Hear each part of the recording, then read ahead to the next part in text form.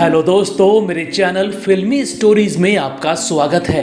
हिंदी फिल्मों में 80 के दौर में एक गायिका की हवा चलनी शुरू हुई जो 90 का दौर आते आते ऐसी आंधी में बदल गई जिसकी जद में लता और आशा जैसी महान सिंगर्स भी आ गई थीं। वो अनुराधा पौडवाल थीं जिनका ऐसा दौर आया कि ओपी नैयर जैसे मशहूर संगीतकार ने खुलेआम ऐलान कर दिया कि बॉलीवुड में लता का दौर खत्म, अनुराधा ने उनको रिप्लेस कर दिया है। ऐसी गायिका जो लता आशा ही नहीं, अलका याग्निक और कविता कृष्णमूर्ति के होते हुए लगातार 3 साल तक फिल्म फेयर पुरस्कार अपने नाम करती रही। ऐसी जादू भरी आवाज वाली सिंगर के साथ क्या हुआ कि वो दूसरी लता बनते बनते रह गई? क्या आपको पता है? चलिए हम अनुराधा पौडवाल के इत्तेफाक से सिंगर बनने से लेकर उस दर्दनाक घटना का सच बताते हैं जिसने उनका पूरा करियर ठप कर डाला। 80 और 90 के दौर में गायिका अनुराधा पौडवाल का तूफान चल रहा था।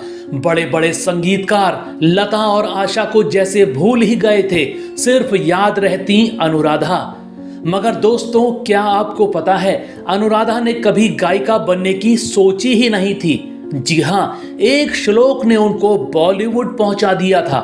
कैसे, ये किस्सा हम सुनाते हैं। 27 अक्टूबर 1954 को कर्नाटक में पैदा हुई थी अनुराधा, मगर पली बढ़ी बंबई में। वैसे उनका असली नाम तो अलका नंदकर्णी था। शादी के बाद उन्होंने अपना नाम अनुराधा रख लिया था। इनके पिता फिल्मों के एकदम खिलाफ थे। उनका कहना था कि अच्छे घर की लड़कियां फिल्मों में नहीं जाती हैं। लेकिन मां को संगीत प्रिय था तो अनुराधा भी म्यूजिक पसंद करने लगी। कभी गायकी नहीं सीखी, बस लता मंगेशकर को गुरु मानकर दिन रात उनके गाए गाने सुनते सुनते ही सुरों की समझ आ गई। किस्मत देखिए, पहले अनुराधा की आवाज बहुत कर्कश थी, मगर एक बार इनको बीमारी हो गई। उस बीमारी से उबरने में महीनों लग गए। जब ठीक हुई तो चमत्कार हो गया। गले में न जाने क्या हुआ कि कर्कश आवाज लता मंगेशकर जैसी सुरीली हो गई। ये कैसे हुआ, क्यों हुआ, कोई नहीं जानता।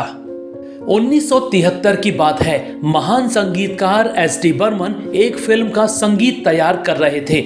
उनके असिस्टेंट थे अरुण पौडवाल जो अनुराधा के पति थे और बर्मन दा के असिस्टेंट। बर्मन दा को जया भादुरी के लिए एक संस्कृत श्लोक चाहिए था। उन्होंने अरुण जी को बुलाया और बोले, मुझे एक श्लोक चाहिए। अरुण घर पर श्लोक तैयार करने लगे और अनुराधा को बुलाकर बोले, मैंने श्लोक ट्यून किया है, घर पर रखे टेप रिकॉर्डर पर जाकर इसे गा दो, कल सुनाना है। अनुराधा ने भी बस यूं ही उसको टेप रिकॉर्डर में गा दिया।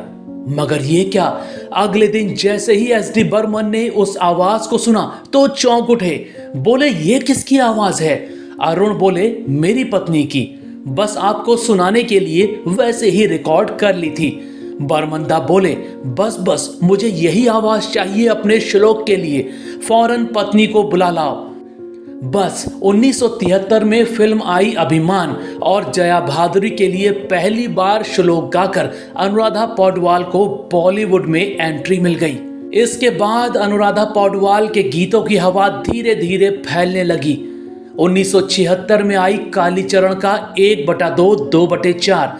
1978 में आई साजन बिना सुहागन का मधुबन खुशबू देता है।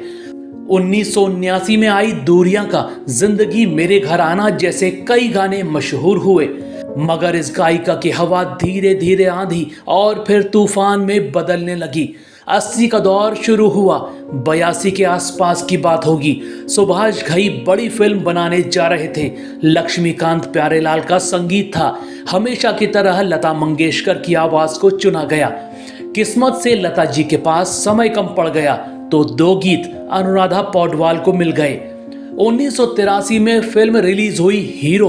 पहली बार ऐसा हुआ कि किसी फिल्म में लता जैसी दिग्गज की आवाज एक नई गायिका के सामने फीकी पड़ गई। लता जी के 3 गानों पर अनुराधा पौडवाल के 2 गीत डिंग डोंग और तू मेरा जानू है भारी पड़ गए। तू मेरा जानू है गाना तो फिल्म फेयर की लिस्ट तक भी पहुंच गया था। पहली बार लता का सिंहासन डोला था।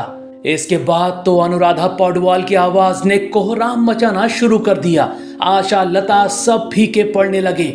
हर ओर बस अनुराधा की आवाज, जिस गाने को गा देती वही सुपरहिट।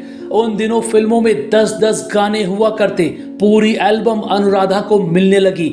ओपी नैयर तो उनकी आवाज सुनकर ऐसे हैरान हो गए कि ऐलान कर बैठे, अब लता का जमाना गया, अनुराधा का दौर आ गया है। सच में अनुराधा पौडवाल का ही जमाना आ गया था। 1984 में रेखा की एक फिल्म आई, उत्सव। इसमें आशा लता का गाया गीत मन क्यों बहका बहुत मशहूर हुआ, मगर फिल्म के एक गीत मन बाजा मृदंग को आवाज देने वाली गायिका को साल का फिल्म फेयर अवार्ड दिया गया। वो आवाज अनुराधा पौडवाल की थी। पहली बार किसी नई गायिका ने आशा लता का सिंहासन हिला डाला था। इसके बाद तो संगीत की दुनिया में उन्होंने कोहराम मचाना शुरू कर दिया। 1990 में फिल्म आई आशिकी। अनुराधा पौडवाल की आवाज में इसके गानों ने धमाल मचा दिया। सबको पछाड़कर सर्वश्रेष्ठ गायिका का फिल्म फेयर उन्होंने झटक लिया। इसी साल थानेदार फिल्म में बप्पी दा के साथ तम्मा तम्मा गाकर युवाओं को झूमने पर मजबूर कर दिया। 1991 में फिल्म आई दिल है कि मानता नहीं। एक बार फिर सारे गाने सुपरहिट और आवाज थी अनुराधा पौडवाल की। इस बार भी बड़ी बड़ी गायिकाएं मुंह ताकती रह गईं और फिर से फिल्म फेयर अनुराधा को। अगले ही साल 1992 में फिल्म आई बेटा, कमाल हो गया। इस दफा भी सर्वश्रेष्ठ गायिका चुना गया अनुराधा पौडवाल को। जिस बड़े म्यूजिक डायरेक्टर को देखो वो बस उनकी ही आवाज चाहने लगा। हर ओर हल्ला हो गया, दूसरी लता मंगेशकर आ गई है। मगर फिर दोस्तों, ऐसा क्या हुआ था कि जो दूसरी लता मंगेशकर बनने वाली थी उसका करियर अचानक से बर्बाद हो गया? इसकी वजह एक दर्दनाक घटना थी। चलिए हम बताते हैं। एक बार अनुराधा मंदिर गई हुई थी। वहां पंडित ने बोला कि माता के गीत भी गाया करो। बस पंडित की बात पर उन्होंने दुर्गा सप्तशती की रिकॉर्डिंग करने का मन बनाया। वो रिकॉर्डिंग करने जा रही थी। अचानक उनकी मुलाकात गुलशन कुमार के पिता से हो गई। वो बोले, अनुराधा जी कुछ हमारे लिए भी गाइए। वो बोली, दुर्गा सप्तशती की रिकॉर्डिंग कर रही हूं, आप इसको ले लीजिए। तब तो वो कुछ नहीं बोले, लेकिन अगले ही दिन नोटों से भरा बैग लेकर एक आदमी उनके घर पहुंच गया और दुर्गा सप्तशती को टी सीरीज ने लॉन्च किया। ये अनुराधा पौडवाल की टी सीरीज में एंट्री की कहानी थी। फिर तो गुलशन कुमार के साथ मिलकर इस गायिका के भक्ति गीत देश विदेश के मंदिरों में गूंजने लगे। वैष्णो देवी से लेकर ऋषिकेश की गंगा आरती में अनुराधा पौडवाल की आवाज गूंजा करती। भजन और बॉलीवुड की दुनिया में सिर्फ उनका ही नाम गूंज रहा था। मगर फिर अचानक उनका नाम गुलशन कुमार के साथ जोड़ा जाने लगा। पति की मौत के बाद उनके अफेयर की अफवाह गुलशन कुमार से चलने लगी। इस हवा को और बल तब मिल गया जब अनुराधा पौडवाल ने ऐलान कर दिया कि वो अब सिर्फ टी सीरीज के लिए ही गाने गाएंगी। उनके इस फैसले से अलका याग्निक और कविता कृष्णमूर्ति जैसी गायिकाओं की लॉटरी निकल गई। अनुराधा ने 5 साल तक टी सीरीज और भक्ति गीतों तक खुद को समेटे रखा। अब भी सब कुछ अच्छा चल रहा था, मगर फिर एक दर्दनाक घटना हो गई। अगस्त 1997 में गुलशन कुमार की हत्या कर दी गई। इसका सबसे बड़ा नुकसान सिर्फ टी सीरीज के लिए गाने वाली अनुराधा पौडवाल को हुआ। गुलशन कुमार की हत्या की वजह से उनका करियर एक झटके में डूब गया। करियर डूबता देख उन्होंने फिर से दूसरी कंपनियों के लिए बॉलीवुड गाने गाने शुरू कर दिए। मगर 5 साल में दौर बदल गया था। अब जमाना अलका याग्निक और कविता कृष्णमूर्ति का आ गया था।